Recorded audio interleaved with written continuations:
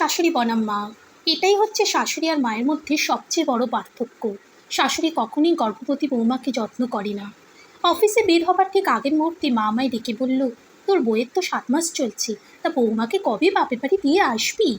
আমি কিছুটা অবাক হয়ে মাকে বললাম, ঠিক বুঝলাম না মা, এই অবস্থায় শ্রাবণীকে বাপের বাড়িতে রেখে আসবো কেন? মা তখন বলল, দেখ, আমাদের বংশের একটা নিয়ম হলো, বাড়ির বউয়ের প্রথম সন্তান বাপের বাড়িতে হয়। প্রথমবার বাচ্চার মা হবে, বলা তো যায় না কখন কি হয়। কিছু একটা হলে দেখা যাবে তো শ্বশুরবাড়ির লোকজন আমাদের দায়ী করবে। আমি মাকে বললাম, মা, তুমি তো জানোই আমার শ্বশুরবাড়ি গ্রামে, তাছাড়া ওদের বাড়ি থেকে হাসপাতাল ক্লিনিক অনেক দূরে।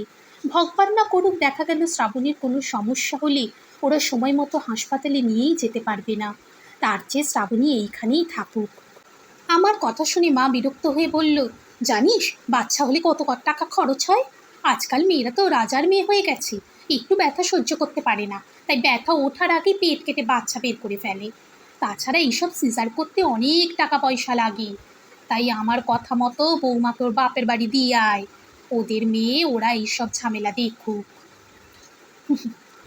আমি মুচকি হেসে মাকে বললাম, শ্রাবণী ওদের বাড়ির মেয়ে হলেও সে এখন আমার স্ত্রী, আমার অনাগত সন্তানের মা। তাই ওদের থেকে আমার দায়িত্ব আর কর্তব্যটা অনেক বেশি। মা, আমার অফিসের দেরি হয়ে যাচ্ছে, আমি গেলাম। আর কয়েকটা টাকা পয়সার জন্য আমি আমার স্ত্রী আর সন্তানের ঝুঁকির মধ্যে ফেলবো না। এই কথা বলে আমি যখন মায়ের রুম থেকে বের হলাম, তখন খেয়াল করি শ্রাবণী দরজার আড়ালে দাঁড়িয়ে আছে।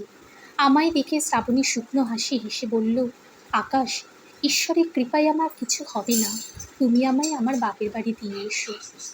শ্রাবণীর শুকনো হাসির পিছনে কতটা কষ্ট আর অভিমান জমা ছিল সেটা আমি ঠিক বুঝতে পেরেছিলাম। আমি তখন ওর হাতটা ধরে বললাম, তোমার মুখে শুকনো হাসি মানায় না, সতেজ হাসিটা বেশি মানায়। চিন্তা করো না, আমি আছি তো তোমার পাশে। অফিস থেকে ফিরতে ফিরতে বিকেল 5টা বেজে গেল। আমি তড়িঘড়ি করে বাড়িতে ঢুকে শ্রাবণীকে বললাম, তুমি তৈরি হয়ে নাও তো, ডাক্তারের কাছে যেতে হবে। শ্রাবণী তখন বলল, আমি ঠিক আছি তো, শুধু শুধু ডাক্তারের কাছে যেতে হবে না। শ্রাবণীর কথা শুনে আমি কিছুটা রেগে গিয়ে বললাম, তোমার এত বুঝতে হবে না, ডাক্তার বলেছিল 15 দিন পর পর একবার চেক আপ করাতে, আর আজ 17 দিন চলছে, যাও তৈরি হয়ে এসো। শ্রাবণীকে নিয়ে বাড়ি থেকে বের হবার সময় মা আমাদের দেখে বলল, তোদের ঢং দেখে আর বাঁচি না, আমিও 2 সন্তানের মা হয়েছি, আমার কখনো 2 দিন পর পর ডাক্তারের কাছে তোদের মতো দৌড়াতে হয়নি। মার কথা শুনে আমি হেসে বললাম, মা, দরজাটা লাগিয়ে দাও, আমাদের আসতে 1 ঘন্টার মতো দেরি হবে। ডাক্তারের চেম্বারের সামনে যখন বসেছিলাম তখন খেয়াল করি শ্রাবণী মাথা নিচু করে নীরবে চোখের জল ফেলছে। আমি তখন ওর হাতটা শক্ত করে ধরে বললাম, প্লিজ মায়ের কথা কিছু মনে করো না, সেকালের মানুষ, তাই এত কিছু বোঝে না, আমি আছি তো তোমার পাশে। অফিসের বস অ্যাপ্লিকেশনটা হাতে নিয়ে পড়ি আমার দিকে তাকিয়ে বললেন, বাচ্চা হবে আপনার স্ত্রীর, আর আপনি ছুটি চাইছেন 1 মাসে, ব্যাপারটা কি? আমি বসকে বললাম, স্যার, আমি এখন থেকে পুরোটা সময় আমার স্ত্রীর পাশে থাকতে চাই। বস কিছুটা অবাক হয়ে বলল, তাই বলি 1 মাসের ছুটি আমি আপনাকে কিভাবে দেবো? আপনি মহিলা হলে আপনাকে নয় গর্ভকালীন ছুটি দেওয়া যেত, কিন্তু আপনি তো পুরুষ, আপনাকে কিভাবে এতদিনের ছুটি দিই বলুন তো? আমি বসকে তখন বললাম, গর্ভকালীন ছুটিটা একজন গর্ভবতী মহিলার পাশাপাশি একজন পুরুষেরও সেটার প্রাপ্য। প্রতিটা পুরুষের দায়িত্ব স্ত্রীর গর্ভকালীন এই সময় স্ত্রীর পাশে থাকা, তেমনি প্রতিটা স্ত্রীও চায় এই সময়টাতে তার স্বামী যেন তার পাশে থাকে। 6 বছর চাকরি করে এই কোম্পানিকে আমি অনেক কিছু দিয়েছি, কোম্পানি কি আমায় 1 মাস সময় দিতে পারে না? আমি তো বেশি কিছু চাইনি। বস আমার কথাগুলো চুপচাপ শুনে বলল, ঠিক আছে, আপনি যান, আমি বিষয়টা দেখছি। কয়েকদিন হলো বড় দিদি আমার বাড়িতে এসেছে। আমি অদ্ভুতভাবে খেয়াল করছি বড়দের যে কাজগুলো নিজের করা উচিত সেই কাজগুলো শ্রাবণীকে দিয়ে করাচ্ছে। সেদিন খেয়াল করি বড়দি এক মনে টিভিতে সিরিয়াল দেখছে আর শ্রাবণীকে বলছি, আমার বাচ্চার দুধটা একটু গরম করে দাও তো। আরেক দিন শুনি বড়দি বিছানায় শুয়ে থেকে শ্রাবণীকে ডেকে বলল, আমার মাথাটা খুব ব্যথা করছে, আমায় এক কাপ কড়া করে কফি বানিয়ে দাও তো। আজ সকাল থেকে শ্রাবণীর শরীরটা একটু খারাপ। এই অবস্থায় বড়দি শ্রাবণীকে বলল, তোমার হাতের পাটিসাপটা পিঠা তোমার জামাইবাবু খেতে খুব পছন্দ করে, তুমি আজ আমায় কতগুলো পাটিসাপটা পিঠা বানিয়ে দিও তো। আমি খুব অবাক হচ্ছিলাম আমার বড় দিদির কথা শুনে, তাই কিছুটা রেগে গিয়েই বললাম, তোর বরকে তুই নিজে পিঠে বানিয়ে খাওয়া, তুই আমার বউকে বলছিস কেন? বড়দি তখন মুখ ঝাঁকিয়ে বলল, বউয়ের চামচাগিরি করছিস নাকি?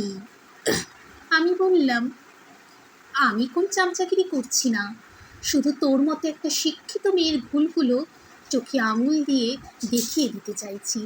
তুই নিজেও এক বাচ্চার মা, তুই তো বুঝিস এই সময় একটা মেয়ের কত রকম সমস্যা হয়।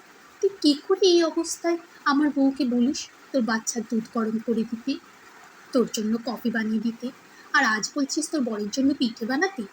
মেয়েটা প্রথমবার মা হচ্ছে, মনে কত রকমের ভয় থাকতে পারে। কোথায় তুই শ্রাবণীকে একটু সাহায্য করবি, একটু মনে সাহস দিবি যেন সে ভয় না পায়, তা না করে উল্টে তুই ওকে পিঠে বানাতে বলছিস। এমন সময় মা খুব রেগে গিয়ে বলল, আমি এমন ছেলে পেটে ধরেছি যে কিনা নিজের বউয়ের জন্য নিজের বড় বোনকে কথা শোনাচ্ছে?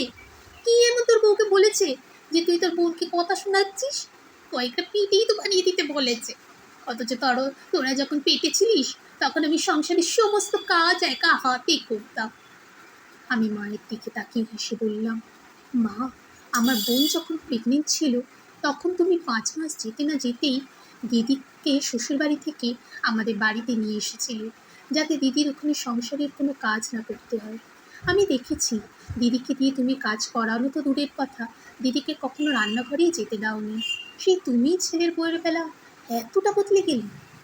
আমি যখন মা আর দিদিকে কথাগুলো বলছিলাম তখন শ্রাবণী আমাকে বারবার থামতে বলছিল।